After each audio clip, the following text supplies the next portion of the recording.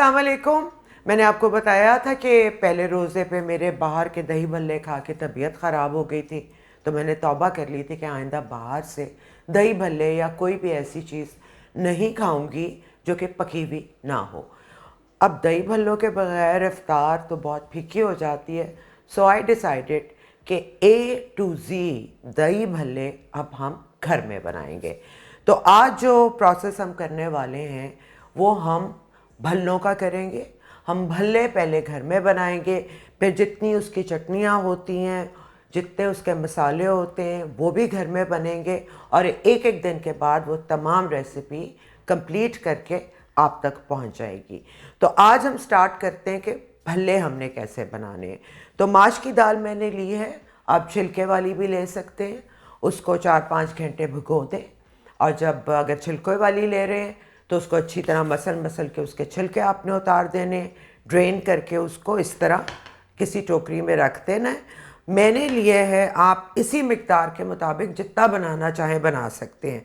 अगर आप माश की दाल 250 ग्राम ले रहे हैं तो उसके साथ आपको 1 किलो बेसन की ज़रूरत होगी।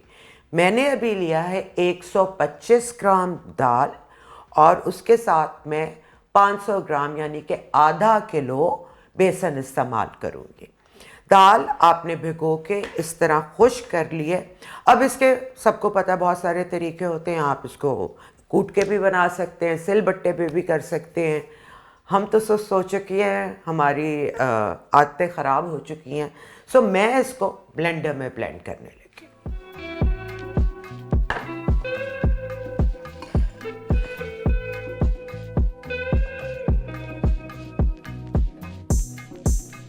ब्लेंडर में आपने इसको पानी के बगैर इसकी पेस्ट बनानी है।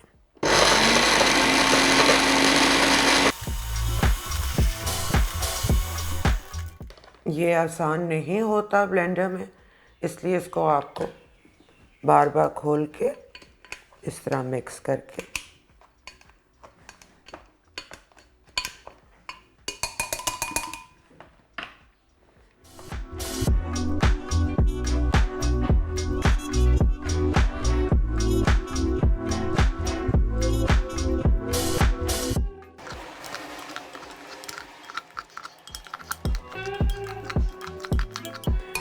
ये ज़रा टाइम लगता है जब आप पानी ब्लेंडर में नहीं डालते, इसको हिला हिला के रोक के चम्मच कर कर के फिर इसकी पेस्ट बनती है। और मैं इसको बहुत फाइन भी नहीं कर रही, और हमारी पेस्ट तैयार है।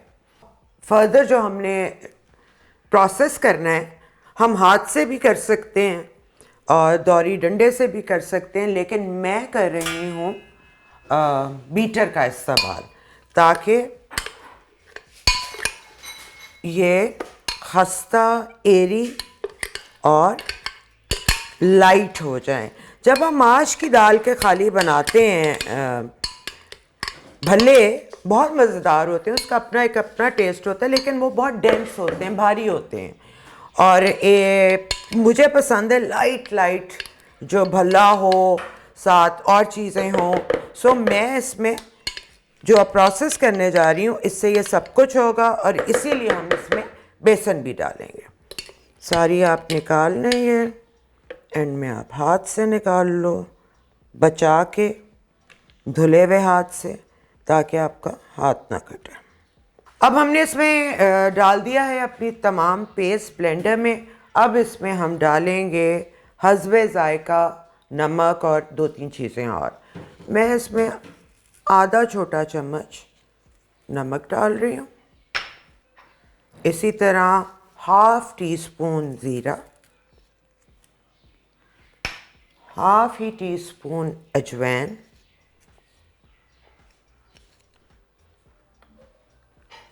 और हम इस पेस्ट को बेसन शामिल किए बगैर इसलिए व्हिप कर रहे हैं ताकि इसमें एयर आए, और जितनी एयर आएगी उतना ही ये फ्लफ़ी और खस्ता बनेगा।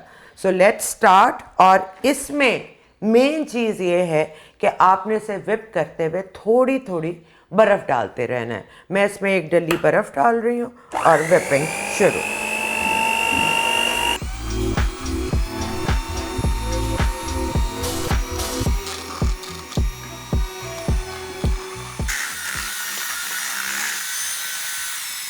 Yes, it's a long process. बड़े तहम्मुल से अगर आप बीटर से कर रहे हैं तो आपको कम से कम कोई 10 मिनट आपको इसको बीट करना है। अगर आप मशीन से कर रहे हैं, अगर आप हाथ से कर रहे हैं तो उसको आपको हाथ से मतलब कोई चीज़ लेके इसको घोलते रहना है, घोलते रहना है, घोलते रहना है।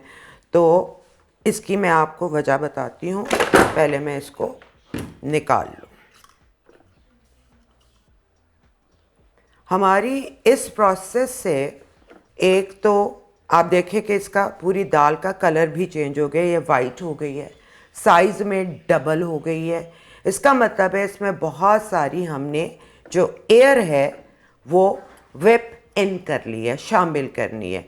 और एयर ही अगर आपके जैसे आप बेकिंग भी करते हैं तो जब उसमें इसी तरह ब्लेंड से एयर शामिल होती है, आप देखें आप ये बिल्कुल फ्लफ़ी और वाइट और साइज़ में डबल हो गई है। इसको अगर आप हाथ से कर रहे हैं तो आपने करते जाना है, इस तरह करते जाना है, करते जाना है, ताकि जितना इसका साइज़ बढ़ जाए और जितनी इसमें एयर हो जाए। और साथ बर्फ़ का इस्तेमाल करना बहुत ज़रूरी है, इससे यह प्रोसेस आसान हो जाता है। तो ये तो हो गया जनाब साहब हमारी माश की दाल का बैटर तैयार। अब हमने करना है अपना बेसन तैयार।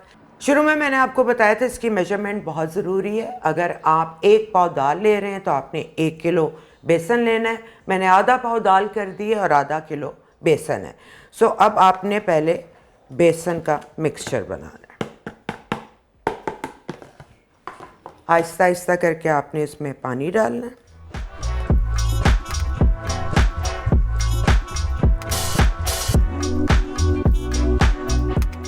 अब हमारा पूरा बेसन आपस में जुड़ गया है।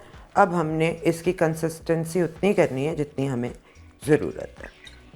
ये एकदम पतला हो जाता है, इसलिए पानी अगेन सोच समझ के आपने ऐड करते रहना है।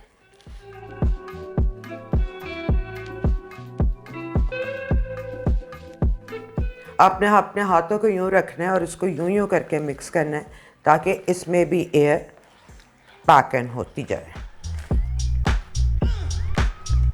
अभी हमारी कंसिस्टेंसी थोड़ी सी थिक है, इसमें हम और पानी डालेंगे, लेकिन मैं साथ साथ मिक्स ऐसा कर रही हूँ कि इसमें एयर या आपने इसको तकरीबन 10-15 मिनट हाथ से, हल्के हाथ से इस तरह ज़ोर ज़ोर से मिक्स करते जाना है, करते जाना है एटलीस्ट 15-20 मिनट तक, ताकि इसमें बहुत अच्छी तरह एयर पैकन हो जाए और ये बिल्कुल फ्लफ़ी हो जाए। यस, ये है हमारी, ये कंसिस्टेंसी हमने इसकी बनानी है। ठीक है, ये देखें। यस, अच्छा जनाब, हमें तकरीबन 10-15 मिनट हो गए। अब हम इसमें शामिल करेंगे अपनी माश की दाल।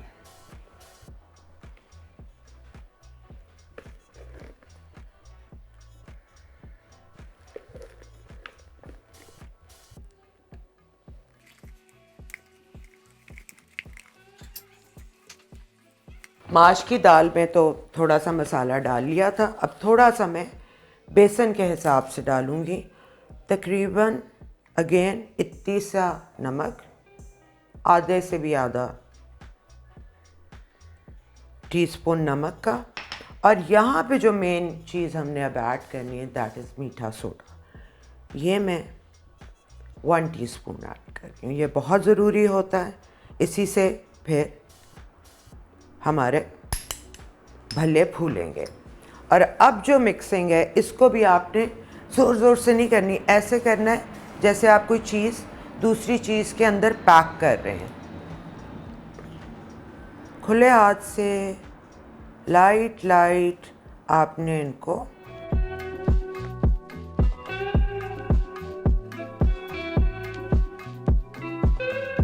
आप देख रहे हैं कि जो साइज़ था उससे ये ऑलमोस्ट डबल साइज़ हो गया है और हमारे बहुत सारे भल्ले इससे बन जाएंगे।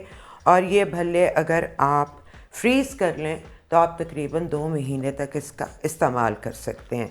फ्रीज़र से निकालें और जिस दिन आपने बनाने हो सुबह के वक्त फ्रिज में रख दें, ये थॉ हो जाएंगे और फिर आप इसको शाम को आराम से अपने दही भल्लों में शामिल करके मज़ेदार सी होममेड भल्ले तैयार कर सकते हैं। अब हम इसको मिक्स कर चुके हैं। अब हम इसको थोड़ा टाइम दे के 5-10 मिनट का, तब तक हम घी गरम कर रहे हैं और मैं सरसों के तेल का इस्तेमाल कर रही हूँ। आपने इसको अपने घी में, हम इसको तल के आपको दिखाते हैं एंड देन हम इसकी जो बाकी की चीज़ें हैं हर दिन आपको एक एक चीज़ बताते जाएंगे। Thank you. हमने इसे बहुत गर्म घी में फ्राई नहीं करना, हमने दरमियानी आग पे 6-7 मिनट इसको रख के इस तरह अपने भल्ले डाल देने। साइज़ आप अपनी मर्ज़ी के मुताबिक रखें, ये बड़े भी होंगे, इस बात का ध्यान रखें।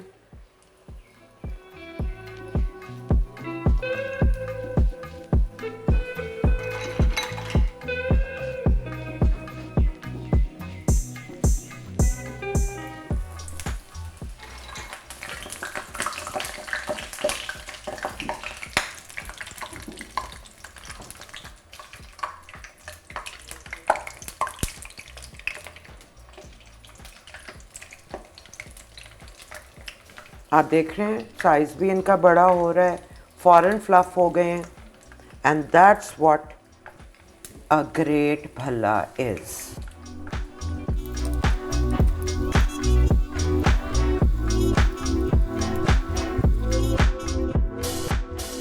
देख रहे हैं आप कितने मज़ेदार फ्लफ़ी बन रहे हैं। इनको आपने बहुत देर फ्राई भी नहीं करना, सर पे खड़े होके इसको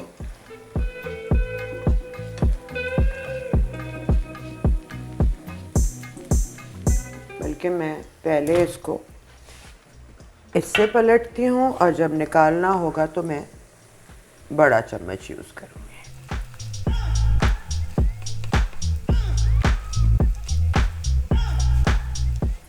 ये देखें कितना ब्यूटीफुल गोल्डन कलर आ रहा है।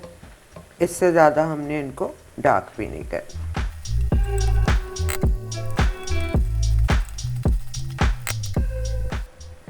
एंड में थोड़ी सी आग तेज़ कर देनी है आपने, ताकि इसका जो ऑयल है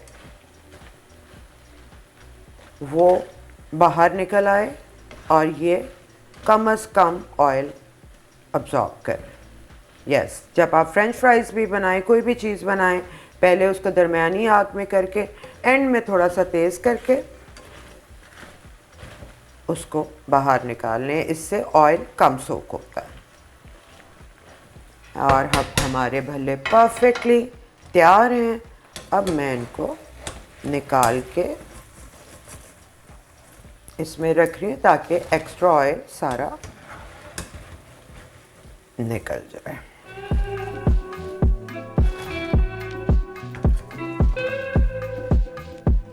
अब हम सारे भल्ले इसी तरह फ्राई कर लेते हैं।